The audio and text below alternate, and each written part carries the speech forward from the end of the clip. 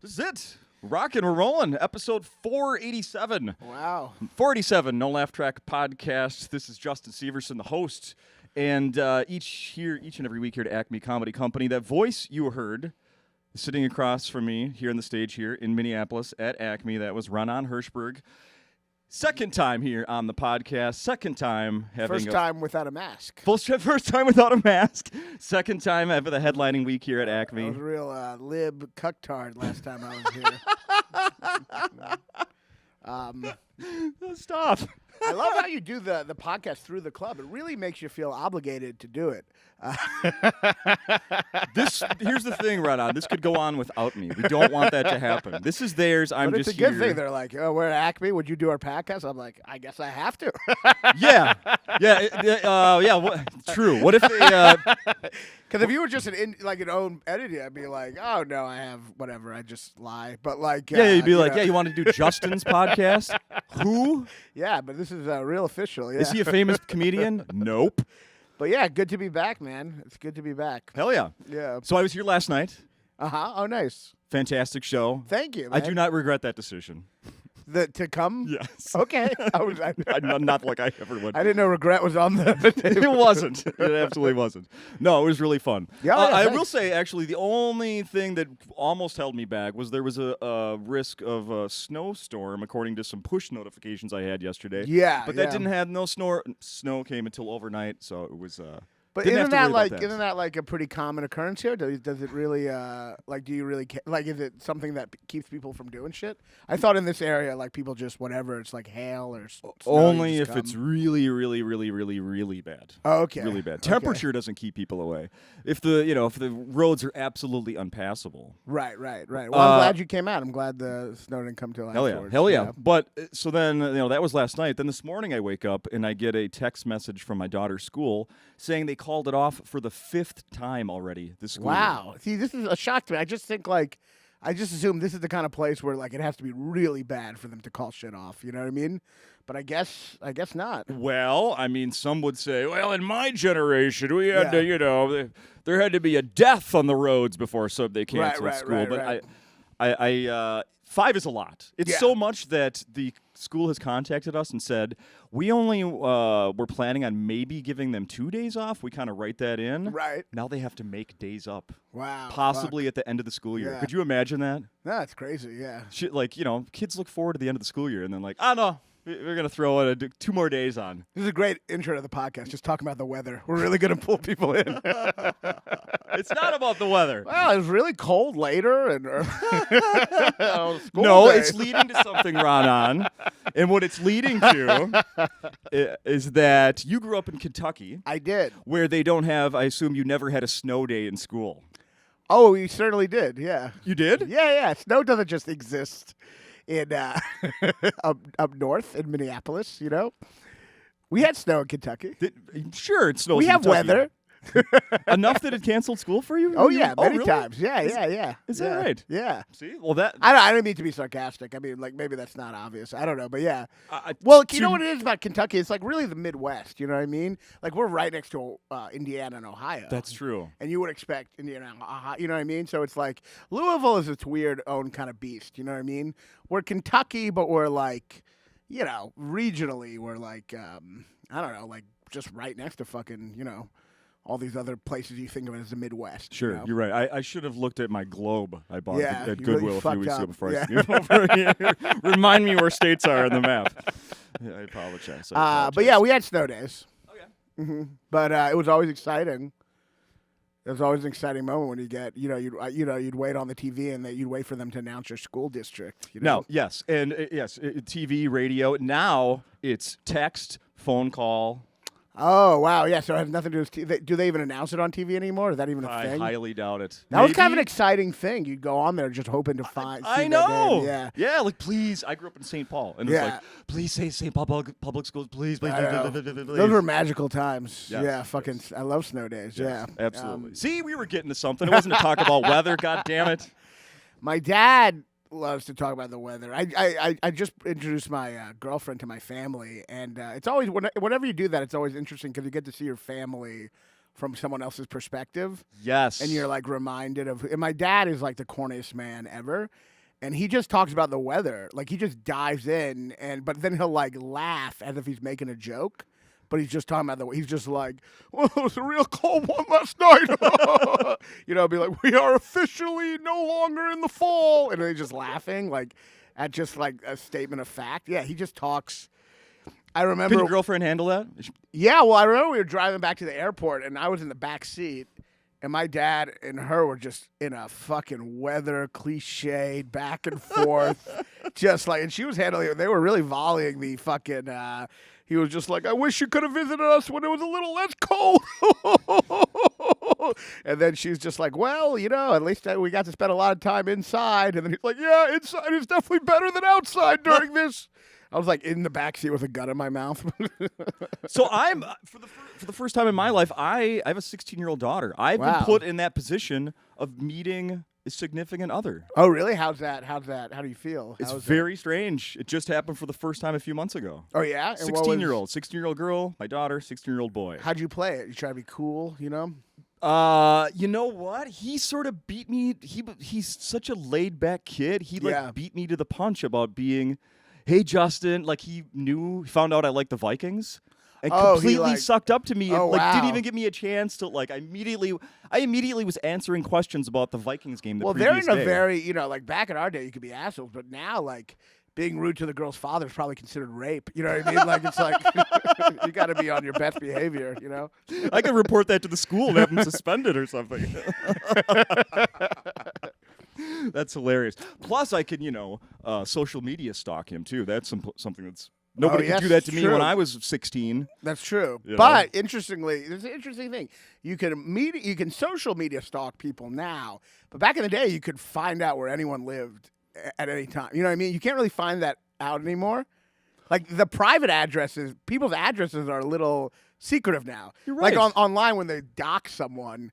Like doxing back in the day was just the yellow pages. It doxed everyone. Totally. So we can do you can see us publicly now, but like our addresses are essentially secret. Isn't that interesting? I took a picture a few weeks ago in front of my house, playing like in the snow with one of my other daughters, and. The first picture I took, it was like, selfie mode, and my address was in the, showing. And you probably were like, ooh, maybe I shouldn't do that. Exactly. I was like, should I? No, I have, like, an email list, and I guess on some of it shows my old address on the bottom, and someone messaged me like, dude, just letting you know your address went out on this email list. And I'm like, that's okay. Like, it's okay for people to know. We just assume it's like, I don't know. We all act like we're in the CIA now. We're like, he doxed him. He said his address. And it's just like, so what? Yeah. That used to just be how you just found everyone's address, Yeah. The Terminator, he just, looked through the phone book to kill Sarah Connor. That's right. You know what I mean? Sarah Connor. It would actually be a little harder now. He'd have to look on their Facebook and then try to figure out where they live. But back then he just flipped through the phone book, That's and he just killed 3 of them. He killed Sarah. Remember this? He killed every woman named Sarah Connor, which is the weirdest kind of serial killer. Just like his MO is just women with the same name. But he's like, "Are you Sarah Connor?" Yeah. And then they'd be like, "Yes," and he just killed them. It's like, why couldn't he just be like, "Are you the one?" Who why couldn't he just get a little more details? You know what I mean? Still keep it vague, but a little more on the or maybe on the just nose. What did he also know their age? I feel like he kills a 50-year-old woman. He's like just fucking. He's like, the age of the Sarah Connor you're looking for. Right. In fact, don't you even know the picture of her? Shouldn't you know what she looks like? You're a robot. I think you're like, how are there no pictures of her? You're not the Sarah Connor in the photo, but I guess I'll kill you anyway. I don't want to just come here for nothing. Oh, that's hilarious. Did I see they're remaking that movie Twins? Is that accurate? Have you heard this? They always post that they're remaking. Who would play it though? It'd be. God, I hope it's not the same. Would it be the same too? I guess it'd have to be Dave Bautista. He's like the modern day. The muscle man of today. Right? I mean, he's the only one I can think of who's freakishly big. You know what I mean? Oh no, Jason Momoa. Yep. So either them two. Then who would be DeVito? I don't know who's the DeVito of today. Yeah, that's interesting. DeVito's the DeVito of today. I know. Sort of. Still pretty culturally relevant. Yeah, I'm trying to think who is like. Yeah, I don't even know. There's no one who's like that. Like dwarfish, who's like really popular. I had the Lakers game on last night for a minute. He's still in the front row. So is he really? Yeah. DeVito was. Yeah. So we should talk about the last time you were here was just a year ago, last January. Yes. 2022. Yeah. And we really got to get out of this cold, cold rotation here. No, yeah. Well, guess this is set for life. No. I don't know what you know about the weather here, but we only have like 2 weeks where it doesn't snow. So okay, then perfect. Yeah, it's actually been very nice. You're not missing much. Okay, yeah, it's actually been very nice. I like seeing like the snow and stuff. It's New York is just like even with the snow, it's just depressing. But it's like here, it's just it's nice. Well, snow's pretty. Yeah, snow is pretty. Yeah. But last time you were here, as you mentioned, it was a different time of COVID. You wore a mask while we recorded this thing.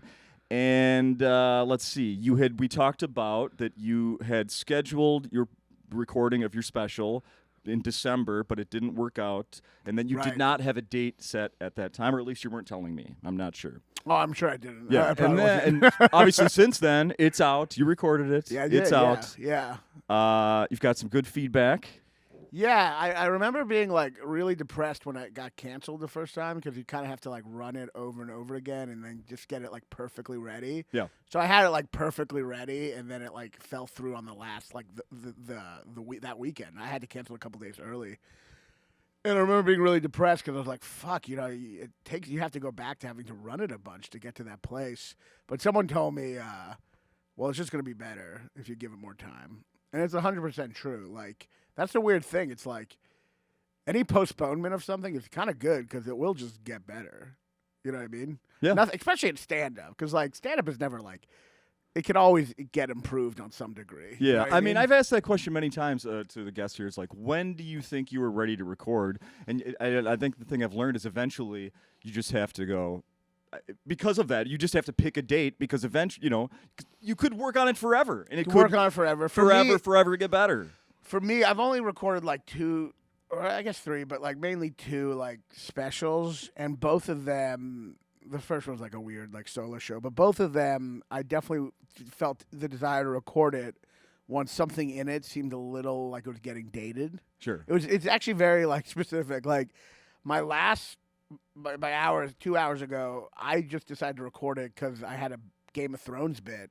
And Game of Thrones was about to get off the air, so I was like, "I'll just record it while it's on the air." Yeah. That was a sign. And then the last one was like I just had a bunch of COVID shit up top. I had it like 10, 12 minutes, and I was like, "Well, I don't want to."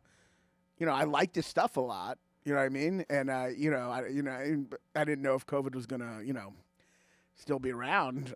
So I recorded it. So that's usually what makes me record. How about, if I remember correctly, you mentioned Alec Baldwin in the newest special. I did, yes. And today he got charged. With manslaughter. Yeah. Current. Still current. I once saw this hack comic. Like I was opening for him, and he was just like the hackiest hacker. He just did like awful parodies, guitar parodies, just like the worst shit ever. But I remember he had this bit about OJ and the glove, and he had been doing it so long that it became relevant again with the documentary. I remember at the time thinking like, wow, if you just stick to a joke, it'll come back in 25 years. Right. But Alec Baldwin. No kidding. Like a celebrity dies 20 years after they're famous. Like, they're back again. I was trying to look it up.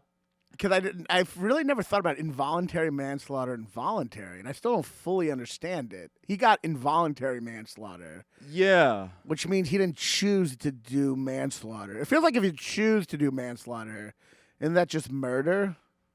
As far as I know. I guess you're saying he's reckless. Like, I guess the other way, you're like, you're being reckless, and he didn't know he was being reckless. But if you don't know you're being reckless, isn't that like... Okay, I should have looked up what other 4th-degree felonies are to we could compare this, because that's what it is. But does it define? Yeah, does it define involuntary? It says involuntary manslaughter is a 4th-degree felony and is normally punishable by up to 18 months behind bars and a $5,000 fine. So that's a very low fine for like killing someone, right? You killed someone. Well, you're gonna owe like $5,000. A firearm enhancement on the charges could make the crime punishable by a mandatory sentence of 5 years in jail. Jesus. But what is it? Can you look up what involuntary manslaughter means? Like, what's the actual definition? Because that's what I'm compared to. Like, what's the difference between involuntary and voluntary manslaughter? I wonder. Let's do here.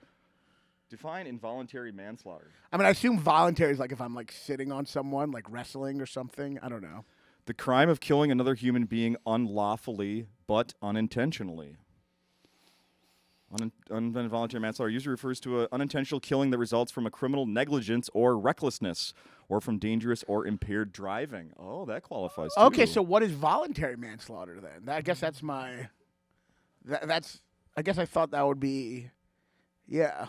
Interesting. Voluntary. We're searching this now. Voluntary. The killing of a human being in which the offender acted during the heat of passion, under circumstances that would cause a reasonable person to become emotionally or mentally disturbed to the point that they cannot reasonably control their emotions. Oh, it's like if I punched you and I was angry and you died from the punch. Okay, yeah. I think that's what it is. Are you threatening me right now? I guess that, but then it's like, yeah, I'm not intending to murder you, but I'm intending to hurt you. Okay. And then you die. That's voluntary. There's a I don't know what happened, but there's something I read about here within the last year, happened recently, locally recently. Those are the words I'm trying to get out. The two guys got in a disagreement in a bathroom outside. One guy punches the other guy, and then he falls back, dies from hitting his head on the ground. That would be voluntary, I guess. I think so. But that's voluntary manslaughter. But I mean, it's like, eek. It is a very weird. Involuntary manslaughter is way more time in jail. Voluntary manslaughter. It's like, remember in Con Air at the beginning where he gets, even though he gets in a fight and he kills that one guy and he goes to jail. That's voluntary manslaughter, even though it's like clearly self-defense. But yeah, it is interesting. I still don't really understand how Alec Baldwin broke the law exactly. I'm actually very surprised by that. I guess I don't know too much about the case, but I kind of had the feeling he was getting a raw deal a little. Because I get that he's an asshole, and I get that people hate him and hate, but I also thought, like, I didn't see how the evidence, it seemed like they gave him a gun that was loaded, and he thought it wasn't loaded. I mean, don't you think that if this was like, who's the most beloved actor, like Tom Hanks? Yeah. If this was Tom Hanks. No, yeah, it wouldn't have happened. Yeah. Maybe we wouldn't be getting this announcement today. Tom Hanks should just like rape people and just be like, they'll never believe it's me, and they'll just get a blame his son or something. Check the DNA. It's a Hanks, but good luck. Even those victims were like, I guess it was a dream. That could have happened in reality. Yeah, right. Forrest Gump never happened. I don't. Yeah, it's weird. I don't understand what he. Yeah, I guess. I mean, I guess they felt like he pulled the trigger when he shouldn't have. But even pulling the trigger, well, I assume he wasn't aiming it at her. But I guess that's negligent to pull the trigger. He claims he didn't pull the trigger; that it just went off. Yeah. But I think they did some tests and they said apparently it showed that it didn't go off. You know what I mean? But they're showing the instant. It gets to court. They're just showing the replay of his finger 1,000 times. At what point is this engaging the trigger? I don't know. Yeah, I guess he's canceled, right? If you're going to cancel for like, other shit. I guess you're gonna have to cancel for manslaughter.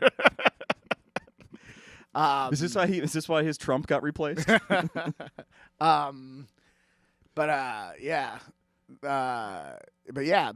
that was a line from my special. That was a major tangent. Yeah, that was a line, and that was all. That whole thing is dated. It's funny. I was like, because you do that. You do have that thing where you're like, well, this is just in the time, but I don't care. I still have a couple of those. You know what I mean? Topical things. I work with Louis C.K. some, and he hates that topical stuff. He thinks it's like, you should just always be evergreen or whatever. Sure. But I don't know.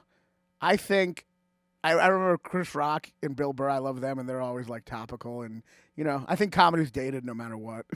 It can be. You know what I mean? Or gonna get dated no matter what. So the shouldn't all be topical, but a little is fine if the joke's good.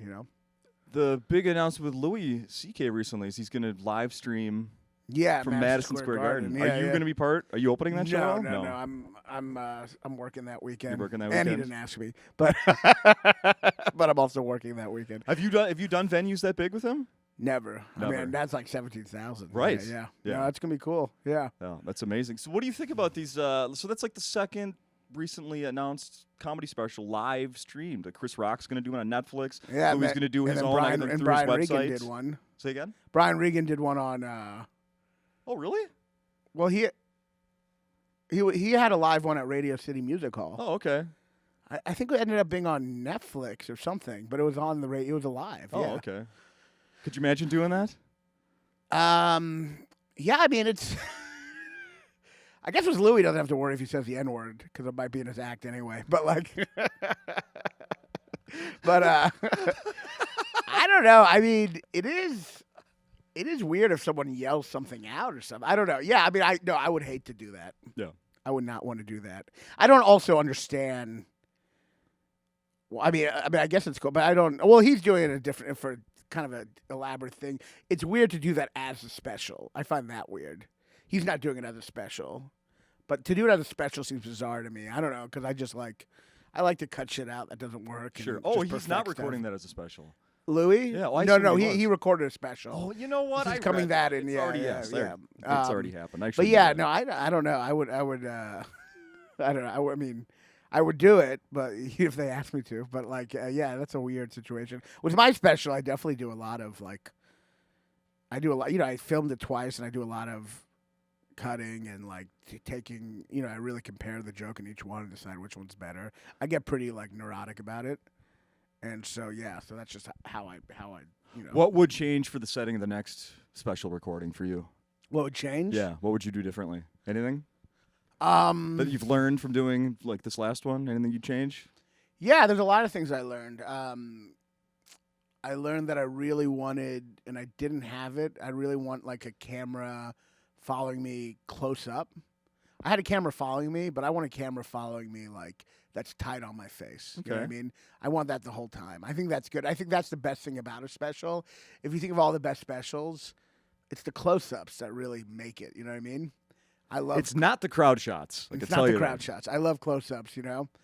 Other than that, yeah, sound I would have done completely differently, and I would have had more cameras and more, you know, in case I had a couple cameras not work, so I ended up, yeah, so I ended up having to, like, piece together stuff. So, yeah, I definitely learned a lot from doing it. Congrats on the New York Times write-up. Thanks. That's very cool. Yeah. Did you know that was coming? No. Yeah, you mean the best of comedy? Yeah. Like, no, I didn't know that. Yeah. That was cool to see, you know. Yeah, though then I tried to find the paper that day and I couldn't find it anywhere, and I'm like, newspapers really are dying. You couldn't find the one newsstand? But yeah, no, that was cool, and it helped a little with my special. Good. It got a little bump, you know. Nice. It's cool. I like, you know, I really like specials, and I like doing them, and and it's tough now because like so much is like about short clips, and it's going so far away from what a special is in terms of attention, in terms of material. It's gone from that to literally like you know 10-second crowd work clips. You know what I mean? Yes, and I want to ask becoming the focus, and that's I you know I love specials, and I think that's where. You know, that's what a comedian is all about to me. Hell yeah. You know what I mean? I mean, obviously it's convenient that the thing is what I do, you know, what I like doing, but like but yeah, that is what but I think always comedy, if you think of great comedy, to me you think of specials, you know? When I started out, I loved comics through their specials. I didn't love them through or their albums. I didn't, you know. Eventually I now like see comics live who are on shows with me, but at the time that was how I fell in love with Doug Stanhope or Louis or Bill Burr, you know. So specials are important to me, and it's all like drifting away from that. You know, it's upsetting to me. So the last 2 weeks here at Acme, there have been comedians that do a ton of crowd work. Yeah, Ian Bagg was here. He's always done it. To be fair, though. Oh no, for sure. Oh yeah, Adam Ray as well. The week before that.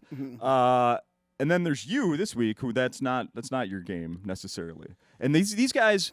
I guess what I'm getting to here is, and this is a topic that's been coming up on the podcast as well, is that, you know, all the clips, it's all about the clips and the content and the crowd, and it's so much people doing crowd work that ends up on these, minute-long clips on TikTok and such, to the point where I've read and seen that some comics are doing, Q&As at the end. I went and saw Mark Normand of course, do a theater show, and he ended with a Q&A, and that he uses and I don't clips. I don't begrudge. Everyone's got to do what they got to do, but you don't remember George Carlin from him talking to someone in the audience. You know what I mean? You don't remember Bill Hicks from. Well, I guess you do remember from yelling and calling that woman a cunt when he had like a meltdown in a clip. But like for the most part, I know there's somebody remember Bill Hicks. And interestingly enough, like a lot of people now are like, it's fucking bullshit. These comics are just getting popular from viral videos. But it's like that is how Bill Burr got popular. He's a great comic, but he had a clip in Philadelphia where he just told them all to go fuck themselves. And that like went viral. That actually really helped his career quite a bit at the time. I'm sure he would have become huge no matter what. But so it's always it's been that on some level. But like for me I fell in love in comedy through the jokes and through the point of view. Yeah.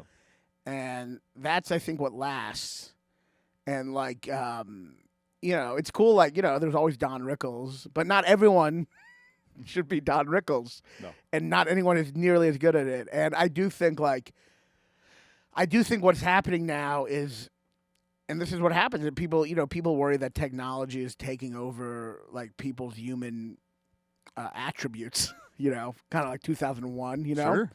And we are letting an algorithm dictate our artistic sensibilities to the point where you're like, well, crowd work works better for the algorithm, so that's what I'll do now. Yeah. And so short clips work well, so that's what I'll do now. You're letting the algorithm decide, and then on an even scarier level, I've noticed a lot. Not everyone. A lot of clips that go viral are great.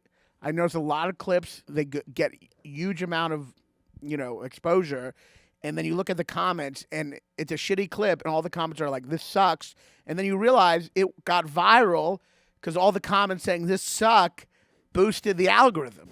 Because all the algorithm cares about is people staying Attention. on Instagram. Yeah. And likes are good, but comments are better because you can't respond to a like, but you can respond to a comment. So comments, what really defines a video is the number of comments. And so what ends up happening is the videos that go viral, because most people aren't commenting. You'll get comments, this is great, but that doesn't.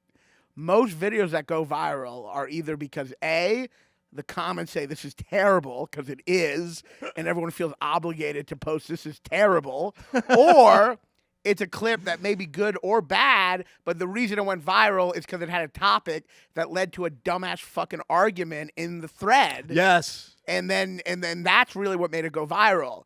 So the two reasons for a clip going viral have nothing to do with it being good. And I guess on some level that's always been the case with shit, but it is upsetting to see that, or at least it's important to remember, like, don't get too sucked into this shit because the way they value things is not have anything to do with quality. Yeah. You know what I mean? Yeah, absolutely. You could really do some experimenting with that, I suppose.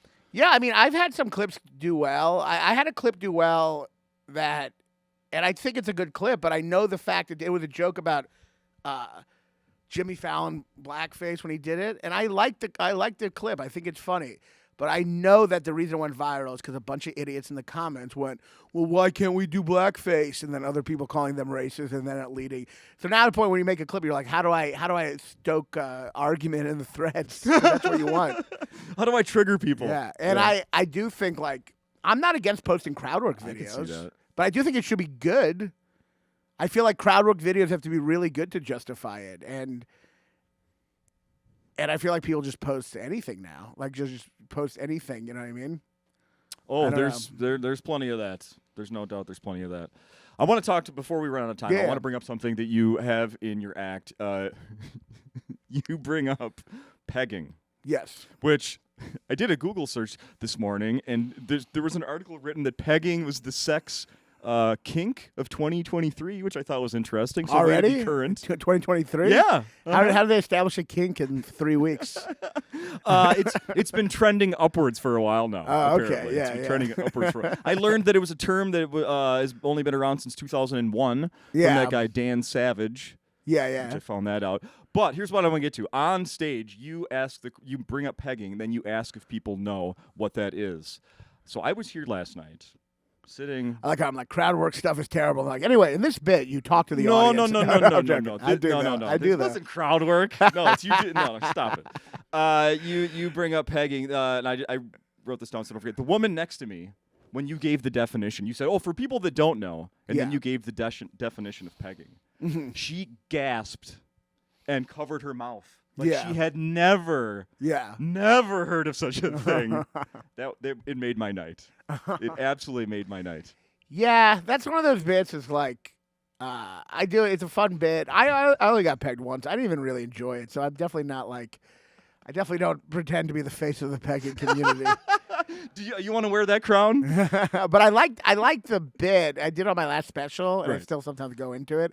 I like the I don't know. I like. It just felt like uncharted territory to talk about, you know? And then I wanted to have a long bit about it, and I did. I was like, well, that's definitely uncharted territory to have a longer bit about it. But, it's one of those bits that's like, I think it got into kind of like, the idea of like sex and like with men, there's so much pressure when you're having sex because you are kind of calling the shots a lot and you're leading. And when you get pegged, you're getting fucked. And the definition of the idea of getting fucked or fucking, you know what I mean? And it was kind of like it brings up interesting gender reversal stuff and like, who's the dominant one. I just find that stuff interesting, Is it leading to some comments from fans after the show? I guess sometimes, yeah. But, it's I think sex stuff is, I've never had an issue with my pegging bit. I mean, there's been a couple crowds that have been so tight they might not fully go with it, but for the most part, everybody goes with it. I think like stuff like that, it is easier to do bits about that on stage now than it used to be. You know what I mean? I wish there would have been a camera. Everyone's on a little face. gay now.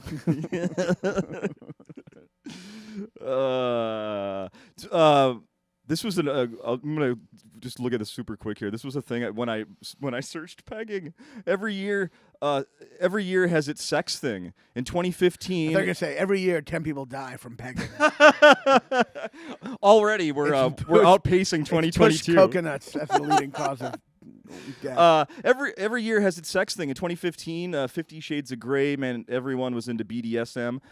2019 saw a lot of foot stuff thanks to the blockbusting release of Quentin Tarantino's foot fetishiest film yet. Do you know what they were talking about in that one? What year? 2019. I didn't know, so I had to look it up. Well, 2019 had to be. Wait, was that Once Upon a Time in America? It'd have to be. Yeah. Yes. So I mean, I've never seen it. It's the Margot Robbie in the theater with her feet up. Has to be. I haven't seen it. I mean, they've had a couple dirty feet in that. Yeah, I don't know if that's his most foot fetishy. I mean, like Pulp Fiction has quite a lot of foot fetish. So you have too. Heard that he's known for a foot fetish. Yeah, for sure. Hilarious. So funny. So funny. Yeah. So then this article that I found goes on to say, and then of course 2023 is the year our money's on pegging. Well, 50 Shades of Grey is like so tame because it's like. It's just about a man dominating a woman. It's not even really. Yeah. It's not even like anything controversial. What's controversial is a movie where a woman dominating a man. You know what I mean? But I watched a movie 50 Shades, a clip from it once. It was like so laughable. I remember he's like, she's about to go on the journey, and he's like, "Are you ready? Once we go on this journey, there's no going back." And she's like, "I'm ready." And then he just slaps her on the ass, and I'm like, "That's everyone does that." Everyone slaps on the ass. Fucking Christians, Mormons are slapping on the ass. People that soak, right? Yeah. It's soakers slap. Yeah, the Pope gets slapped on the ass. It's like, it's just like, yeah, that's not, yeah. If they really want to, they should do a 50 Shades of Grey the other way. You know? Who would be in the pegging movie? Like how they made 3 movies out of 50 Shades of Grey. I wonder who would be in that one. Who actor would get pegged? I'm trying to think. Timothée Chalamet comes to mind. Final thing we'll mention here. You have a new podcast now. Yes. Not the one you were doing last year at this time. Yeah, I did a movie podcast with Joe, and we he just got too busy, and we know what happened. He made a movie in a conflict of interest. Come on. Yeah, I didn't want to talk shit about it. No, I will still do some sometimes, but he really just wanted to he wants to make. He'd rather make shit than talk shit about stuff other people made, and I totally get that. Fair enough. But he already has a podcast, so I had to. So I have one called Tip of the Hershberg, which is just I just have different friends and comics and other playwrights or just artists or anyone on each week. We discuss a different topic. It's as general as you could get, but it's a fun podcast. You've done just 7 of them so far. The 7 released so far. Yeah. I listened to the most recent one.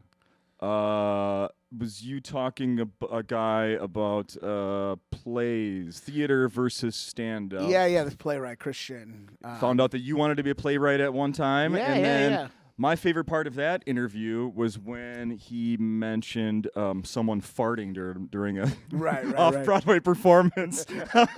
And someone and it kind of making it actually helping the scene. Yeah. No, it's interesting to talk to him. He's a very established playwright. And he's written some really successful plays, and it was just cool to talk about the difference between laughter in a theater and laughter in stand-up, and the different reactions to the crowds. You know what I mean? Sure. The awkwardness of the play. There's so much tension is because they're not breaking the fourth wall. And then that's the contract. But then stand-up, it's all breaking the fourth wall. Yeah. It's all just talking to the audience. So it's a different way of getting laughs, and it's just interesting to talk about the two forms. I also found out from listening to the first episode you did, at least the first one released, is that you were roommates at one time with Jeff Asmus. Oh yeah, that's right. He's from Minneapolis. Yeah. He's from Woodbury, Minnesota. Yeah, and I just met him within the last year. So, oh really? Yeah. A Minneapolis legend. I assume. He's great.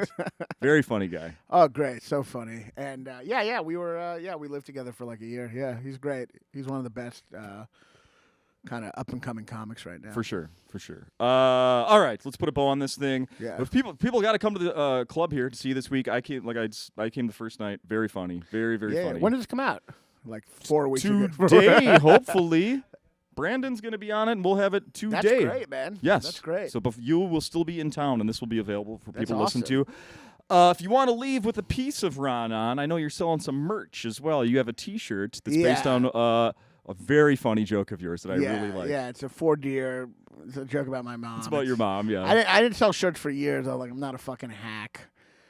And then everyone started selling shirts. I'm like, I need to make money. Yeah. I just have one final question for you about the shirt. I didn't get a close look at it last night. Is your name actually on it? It is, but it's misspelled, so it's terrible advertising.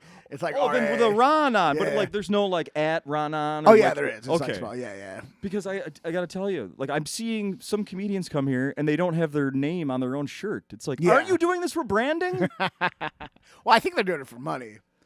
For money, but don't you want maybe somebody to go, hey, who's I don't know. Yeah. But I suppose it is, yeah.